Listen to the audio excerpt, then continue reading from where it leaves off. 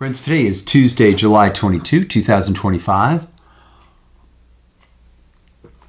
This week we're looking at the 7th of the 10 commandments that talks to us about not committing adultery or encourages us to keep the lifelong promises we make in marriage.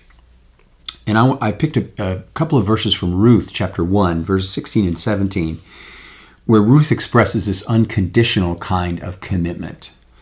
Ruth said, "Do not press me to leave you, or to turn back from following you. Where you go, I will go. Where you lodge, I will lodge. Your people shall be my people, your God, my God. When you die, I will die. There will I be buried. May the Lord do thus and so to me, and more as well, if even death parts me from you." So Ruth is actually speaking these words to her mother-in-law. Her husband, this gal's son, has died, and she's going to go back to the area where her people lived. She's lost both of her sons, and she tells her daughters-in-law, I can't help you anymore. I don't have any more sons to be able to partner with you. And Ruth says, no, I'm going to go back with you to your land. I'm going to be unconditionally committed to you. Our dignity as human beings is not defined by our biology. It's defined by another set of spiritual possibilities. Sexual desire is a biological reality that we all have, unless we suffer from a dysfunction that could be physical, emotional, or mental.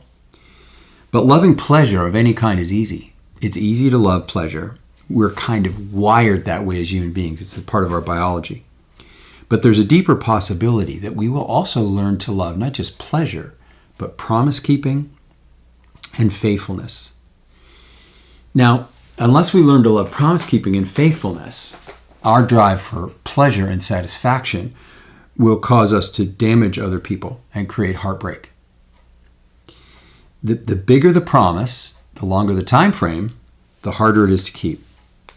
So the unconditional promises that people make at weddings, I promise in covenant before God and these witnesses to be your loving and faithful husband, in plenty and in want, in joy and in sorrow, in sickness and in health, as long as we both shall live. That's an example of a very traditional vow. The bigger the promise and the longer the time frame, it's hard to keep those promises. And you have to do so independently of circumstances, sickness or health, poverty or success, joy or sorrow. These promises show the spiritual possibilities of human beings, that we can be promise keepers, but only if we are connected to the source of love, if we are people of prayer and faith. We have to be in touch with the faithful one, the one who's the source of all love and commitment. Let's take a moment and pray. Lord, help us to live promise-keeping and faithfulness in a transactional, pleasure-seeking world. Build my heart and character to reflect your loyal love. We ask it in your Son's name. Amen.